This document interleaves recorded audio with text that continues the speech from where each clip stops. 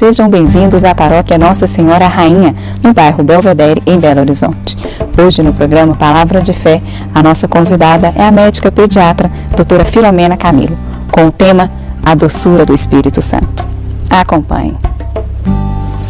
Que bom que a gente pode nos encontrar mais uma vez para conversarmos sobre a Palavra de Deus, sobre a presença de Deus conosco, né? Hoje eu quero conversar, que a gente possa meditar um pouco, um trecho, uma frasezinha de João, capítulo 20, quando ele relata da seguinte forma: soprou sobre eles e lhes disse: recebei o Espírito Santo. Aqueles a quem perdoardes os pecados, ser-lhe-ão perdoados. Aqueles aos quais retiverdes, ser-lhes-ão retidos. Palavra da salvação. Esse domingo nós celebramos Pentecostes, né? E celebrar Pentecostes tem todo um significado para nós, né? Quando a gente celebra Pentecostes, significa que nós vamos celebrar a plenitude da nossa vida. A cada 50 anos, né? E Pentecostes foi 50 dias depois. 50 anos na Bíblia, 50, o número 50, é um número que mostra liberdade e é um número que mostra a realização. Então, a cada 50 anos, o povo hebreu, eles esperavam por isso. Eles celebravam o que se chamava de ano jubilar. Então, eles já ficavam atentos para escutar pelas colinas, pelas montanhas, um som que viria de um chifre de um carneiro, que ia tocar, para lembrar a todos eles que aquele ano era o ano jubilar. O que acontecia no ano jubilar? Os escravos eram libertados. Vocês imaginam como que eles esperavam por cada 50 anos. Aqueles camponeses que perdiam as terras, recebiam-as de volta. E se os pobres que tinham dívidas, estavam perdoados. Então era o ano que era convidado para ser vivido na gratuidade. Era um tempo de começar de novo a relação com Deus, a relação com o irmão e a relação com a criação. Compreendem como é que Pentecostes tem tudo a ver? É um novo ciclo que começa, é um novo ciclo de possibilidades que começa na nossa vida. Então, cada ano que a gente celebra Pentecostes é para nos lembrar que foi quem nos libertou de tudo, foi o Espírito de Deus. Então, é para que a gente possa lembrar de uma libertação. Então, é bacana poder associar isso ao Antigo Testamento, né? Como é que fomos libertados? Então, esse domingo, mais uma vez, somos convidados a poder transformar a nossa vida. Mais uma vez, rever. Mais uma vez, ver se a nossa vida está vivendo essa completude. Mais uma vez, é tempo de começar de novo. Podemos zerar e falar, é um ano da nossa libertação. É a minha liberdade, é o momento de rever. Porque quando Jesus coloca, aqui na Bíblia, né, ele tem esse trecho que Jesus sopra sobre os discípulos. Isso faz lembrar Gênesis, né? Quando Deus Pai sopra a narina do homem para fazê-lo viver, para fazê-lo um vivente. Então, da mesma forma, é um convite para que a gente possa começar outra vez a nossa história. Porque se a gente pensar bem, nós somos muito religiosos. Olha como é que a igreja está cheia. Então, nós somos religiosos. Então, religiosamente, visitamos os pais. Religiosamente, levamos os filhos à escola. Religiosamente, vamos assistir futebol e balé. Religiosamente, vamos à igreja. Religiosamente, confessamos. Religiosamente, damos dízimo. E vamos fazendo tudo e fazemos bem. Vamos ao grupo de oração, fazemos doações, religiosamente. Mas aí eu estou aqui para contar para vocês que nós somos muito religiosos, mas pouco espirituais. Esse é o desafio. O desafio de hoje é entender que nós não podemos continuar só religiosos. O desafio é para mais, muito mais. Religioso é muito pouco. É muito pouco.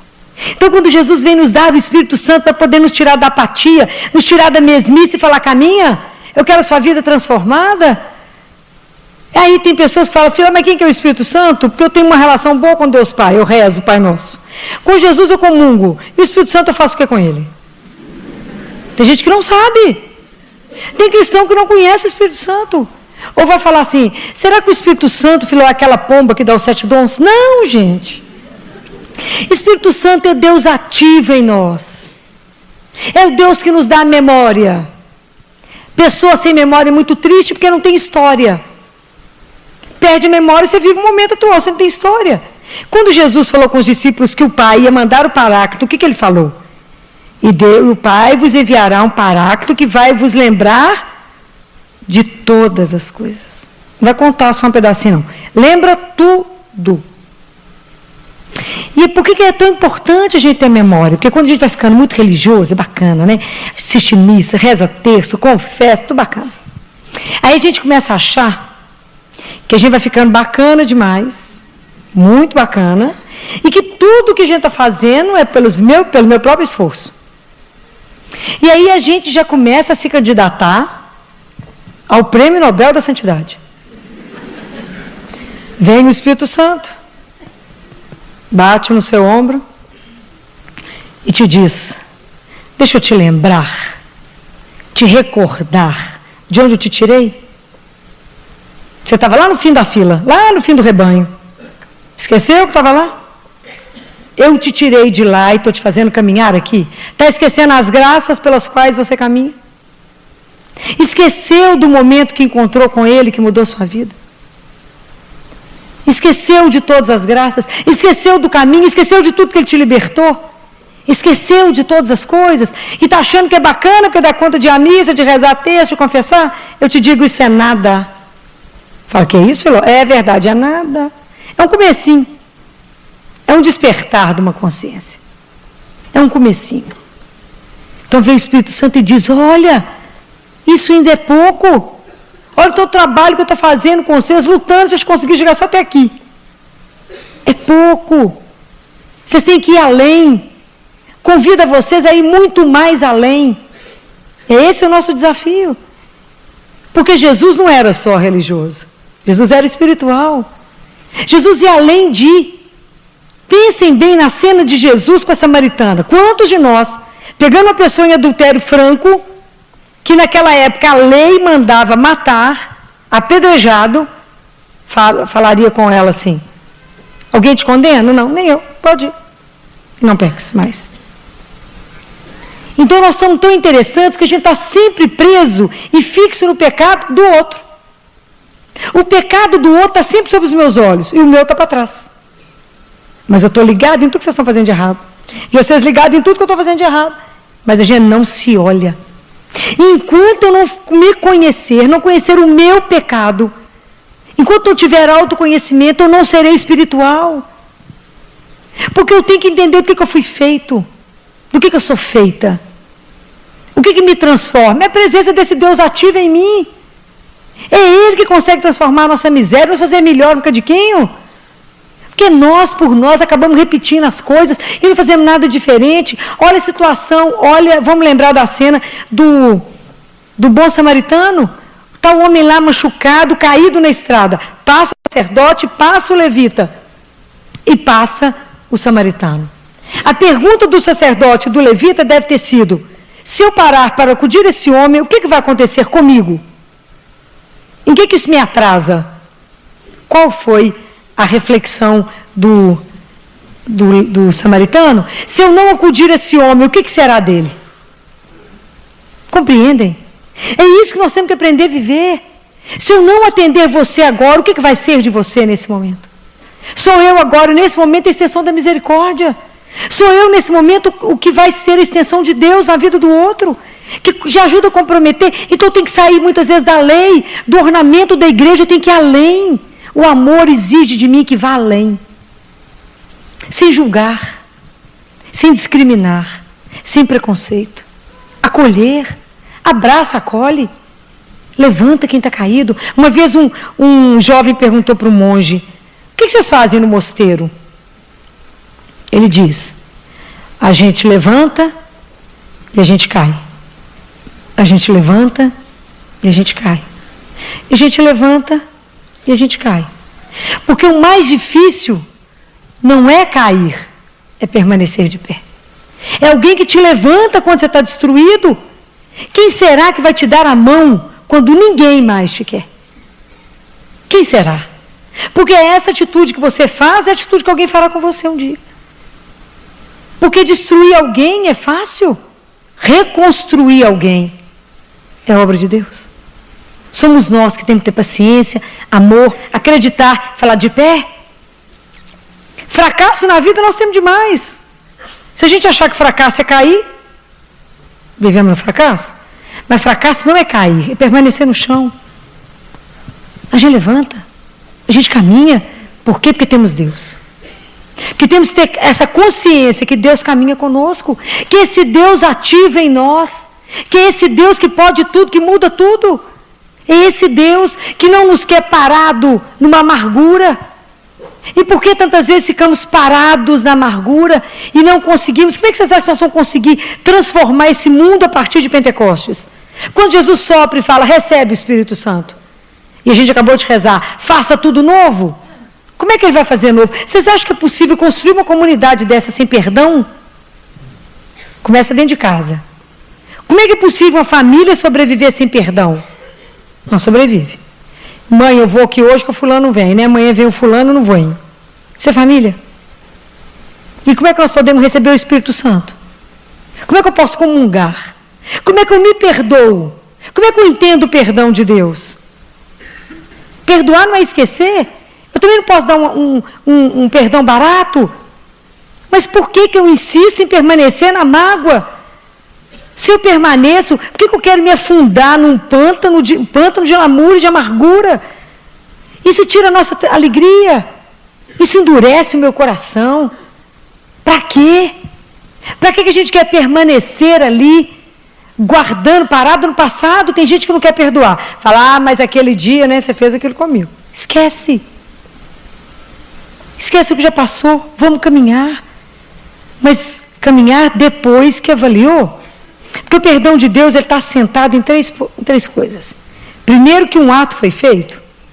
Alguma coisa foi feita que te arrasou. Que já me arrasaram. Primeiro, um ato foi feito. E aquilo que a gente fez não desfaz. É como a poeira no ar. Eu posso recomeçar, mas o ato feito, ele permanece.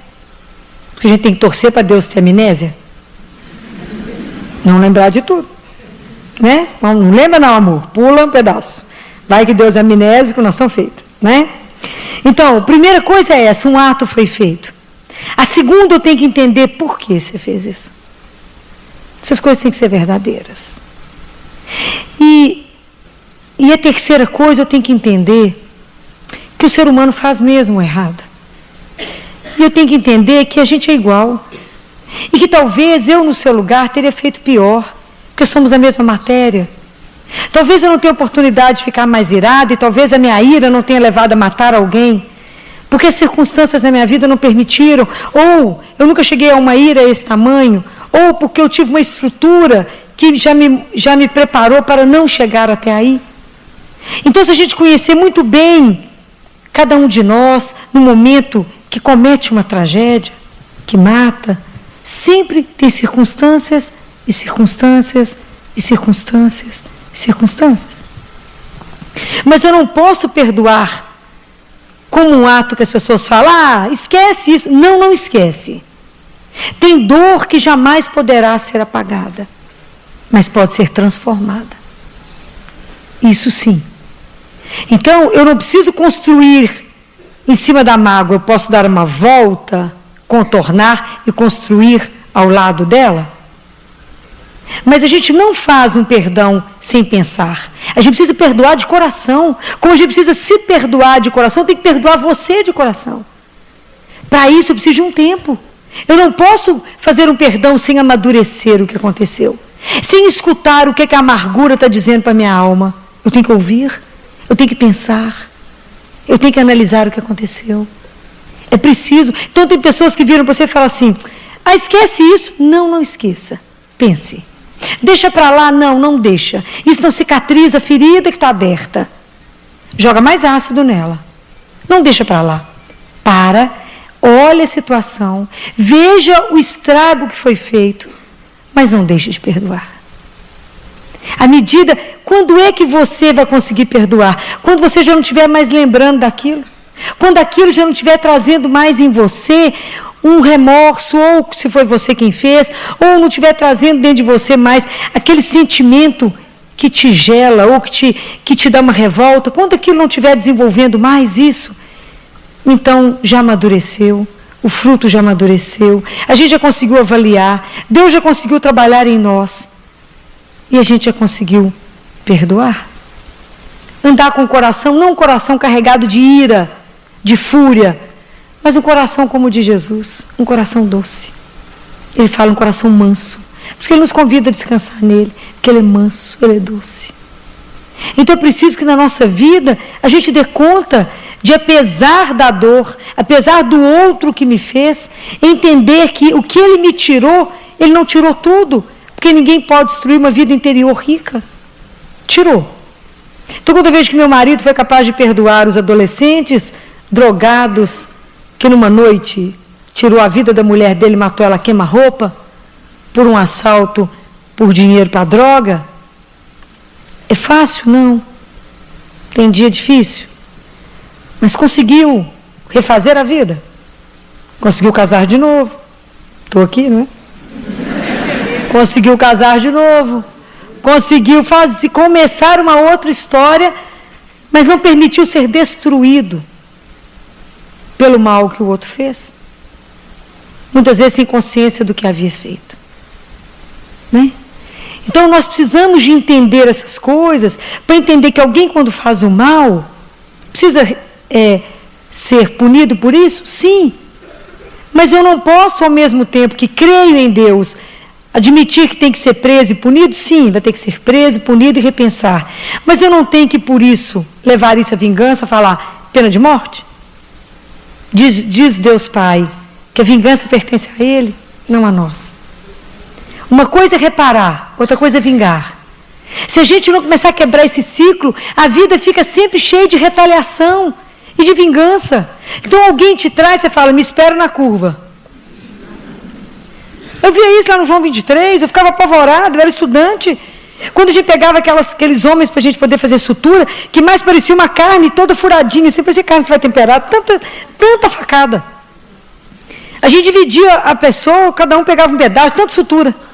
Passava a noite suturando. E você falava assim, doutora, só vai ver, só está achando muito serviço? Só vai ver como é que eu vou mandar o outro aqui. Deixa eu pegar ele na curva lá da favela. Só vai ver o serviço que eu vou mandar para a senhora. Eu falava, não pode fazer isso não. Ele falava, só vai ver, vou mandar bem pior para a senhora poder trabalhar aqui. Então, se a gente não cortar isso, nós vamos viver atrás de, você fez, eu faço também, eu faço. Não. Hoje nós somos convidados a viver o ano do jubileu, vamos perdoar. Vamos sair da amargura, das ofensas. Vamos descobrir que a vida pode começar de novo. Vamos começar a perceber que a vida nos chama para outra coisa, que Deus já nos libertou. E que a gente precisa conhecer a história do irmão, nos conhecer, saber que a gente, todo mundo é feito do mesmo barro.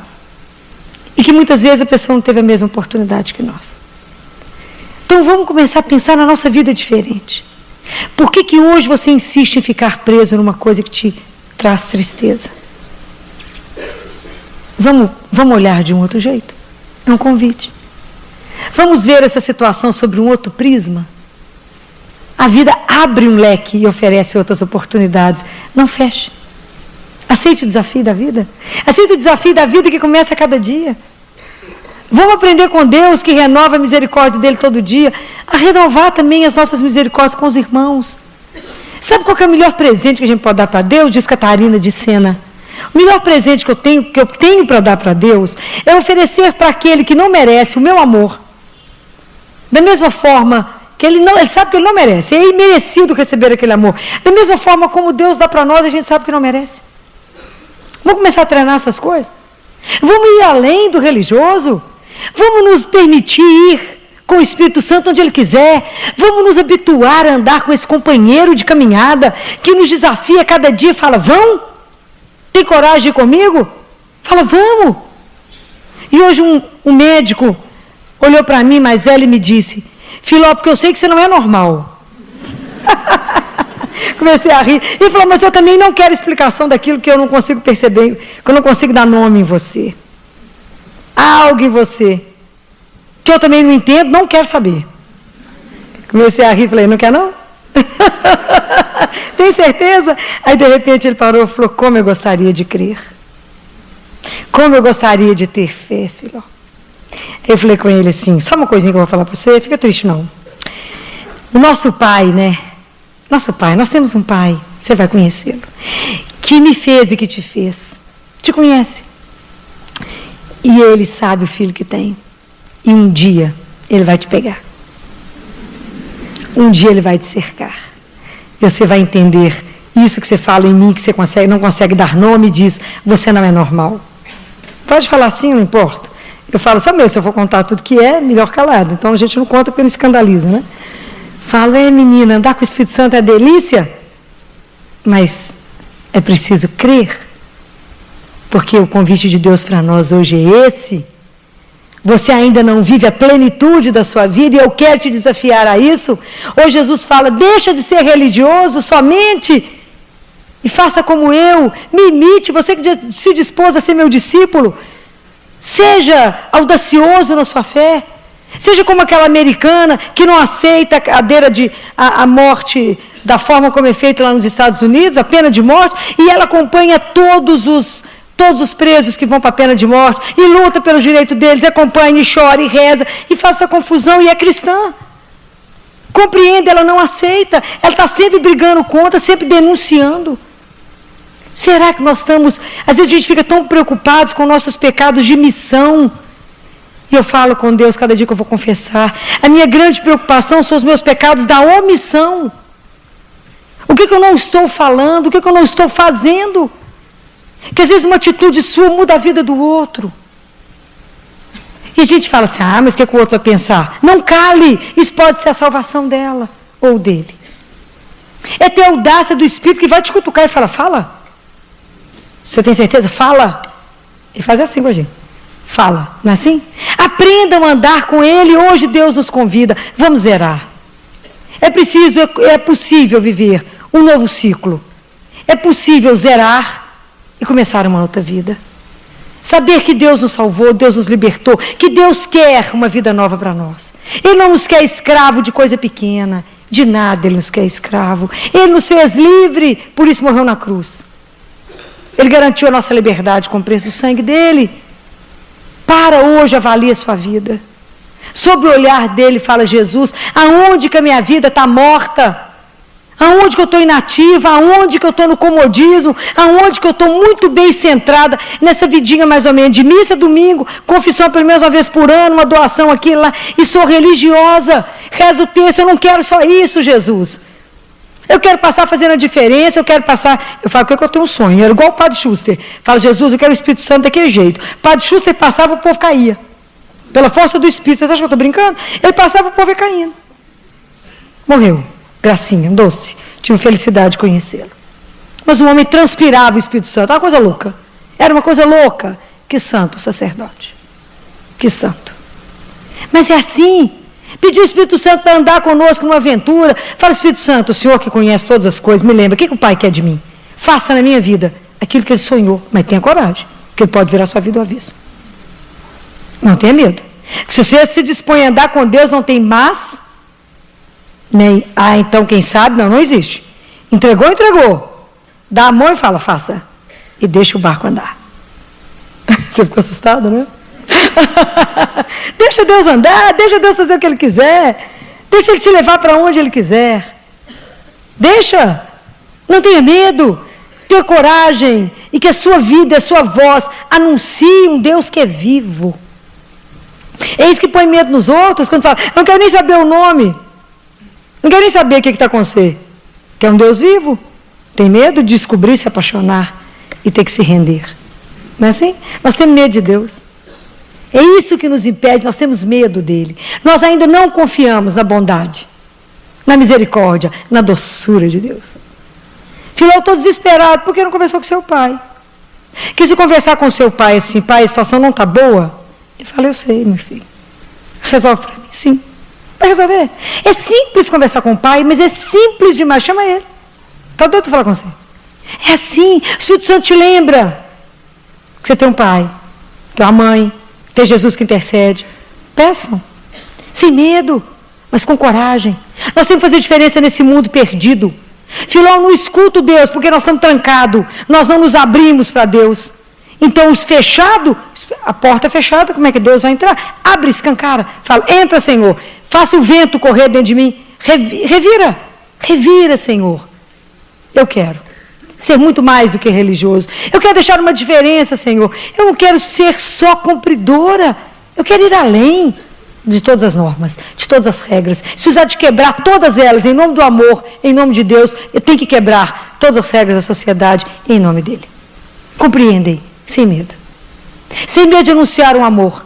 Sem medo de anunciar que o maior pecador tem futuro, que todo santo teve um passado. Não esqueçam disso. Todo santo teve um passado. Todo pecador somos nós, temos um futuro. Quando isso vai ser mudado em nós? O dia que a gente se abrir para o Espírito e dizer, eu quero começar uma nova fase da minha vida, eu quero viver a plenitude da minha vida, eu quero, Senhor, que a minha vida seja dessa forma, que aonde eu passe, as pessoas caem pela força do Espírito. Já imaginou que espetáculo? Ontem vocês foram passando a turma caindo, olha que espetáculo, uma coisa dessa. Isso é um espetáculo, é mostrar que a gente anda com Deus vivo, é na força dele que o povo cai. Fala, o que é isso que eu caí? Fala, Jesus passou. Olha que coisa linda, mas temos medo disso, não acreditamos nisso, não temos a audácia desses santos. É para ter, é para ter. Hoje é um convite, é uma proposta. Saiba que é um Deus louco por nós, louco de amor. Seja o momento que você estiver vivendo, seja o que for. Eu digo para você, seja o que for. Ontem um pai me dizia, doutora Filó, eu estou desesperado. Eu disse, mas que coisa boa, gente. Só tem o Deus. Eu falei, agora que ficou bom. Quando a gente só tem Deus, chegou a solução. Porque quando a gente tem muita coisa, a gente não tem nada. Mas quando a gente só tem Deus, que delícia. Eu falei com ele, eu conheço isso. Eu conheço e já falei com ele. Jesus, não respira fundo, não dá um passo para trás, porque eu caio, porque eu tenho encostado no seu peito. Não faça gracinha, porque eu caio. Já vivi situações assim. E ele me sustentou no peito. É assim. Tenha coragem, falei com ele. Conversa com ele hoje. Conta os seus problemas. Conta tudo. E eu acho lindo quando tem muito problema. O problema é grande, porque a gente vê o tamanho dele. Ele sempre tem uma solução que ninguém pensou. Ele tem sempre algo inédito. Ele sempre tem algo que te deixa de boca aberta e fala, quem fez isso? Fala, meu pai. Enche a boca. Na hora de rezar, não fala, oh Deus, fala assim, não. Fala, oh meu pai, tenha misericórdia de mim. Olha para mim agora. É assim. E o Espírito Santo vai te recordar e falar assim, lembra o que ele já fez? Lembra aquele dia? Lembra disso? Lembra disso? Ele cuida de ti. Compreendem? O Espírito Santo vai te recordar o quanto que Deus te ama. Então, hoje o convite é esse. Para todos nós, para mim, para todos nós. A aceitarmos esse desafio de Deus, de sermos mais do que religiosos, sermos espirituais. Abandonados em Deus, para que Ele possa cumprir em nós toda a plenitude que Ele sonhou na vida de cada um. A doutora Filó hoje vai nos falar do Espírito Santo, da doçura desse Espírito Santo que o Senhor envia. E Ele fala, não vos deixareis órfãos, eu enviarei o Paráclito. Você sabe o que é Paráclito? Paráclito é advogado. Paráclito é aquele que me defende, que naquelas causas que eu não consigo julgar sozinho, o Espírito Santo vem por mim, me defender, me consolar, cuidar, me iluminar, clarear minha mente, me relembrar de fatos que eu não consigo lembrar. Quando você estiver numa situação difícil, sem saber qual decisão, clame o Espírito Santo. Ele vai clarear, ele vai abrir os seus olhos, ele vai iluminar aquela situação obscura, ele vai te aconselhar, porque ele é o Paráclito, é ele que cuida de nós e ele é doce, ele é amoroso. Por isso clame a todo momento. Ao levantar de manhã, clame aquele Espírito Santo para que venha viver com você aquele dia. Ao se deitar, clame o Espírito Santo para que venha cuidar e velar sobre o seu sono. Clame o Espírito Santo em todos os momentos da sua vida e você verá como as soluções serão diferentes. Vamos rezar? Senhor, Primeiramente, nós estamos aqui para te agradecer pelo teu Santo Espírito derramado em nós. Obrigado, Senhor, porque o teu Santo Espírito, quando derramado em nós, vem nos defender. Vem, Espírito Santo. Vem, Espírito Santo, sobre nós nesse momento e nos ensina, nos instrui, nos aconselha, ilumina o nosso caminho, sopra nos nossos ouvidos, Espírito Santo, aquilo que precisamos de fazer, aquilo que precisamos de falar e quando também não falar. Abre os nossos ouvidos, Espírito Santo, abre os nossos olhos, esteja, Espírito Santo, na nossa língua ao falar, ao cantar e a orar. Muitas vezes não sabemos orar. Espírito Santo, venha em nosso favor e ore em nós. Peça para o Senhor aquilo que precisamos e que não sabemos que estamos precisando. Seja o nosso defensor, Espírito Santo. Amém? Se você gostou desta palestra, você pode adquirir na loja MS Rainha, que fica localizada na Rua Modesto Carvalho de Araújo, número 227, no bairro Belvedere, em Belo Horizonte. Ou também pelo telefone 3286-3034, ramal 31. E você também encontra nas lojas Paulinas ou nas lojas Mãe da Igreja. Fiquem com Deus e até a próxima.